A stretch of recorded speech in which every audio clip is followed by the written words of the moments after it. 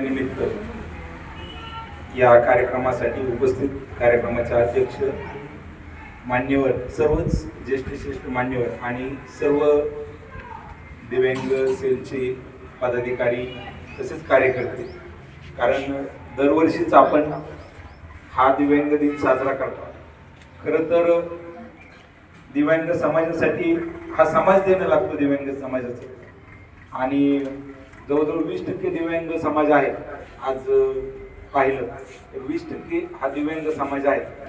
या 20% लोकांसाठी उरलेल्या 80% लोकांनी जे चांगलं कार्य करत आहेत यांनी त्यांना मदत केली पाहिजे.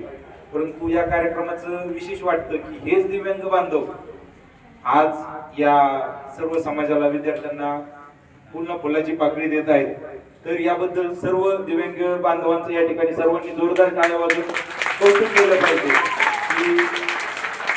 की हे दाखवण्याचा प्रयत्न करतात की आम्ही दिव्यांग नाही, आम्ही समाजाचं काहीतरी देणं लागतो. आणि हा खरंच आदर्श दरवर्षी या ठिकाणी हा दिव्यांग बांधव हा कार्यक्रम साजरा करून हा आपल्याला परोपकाराची भावना दाखवतात.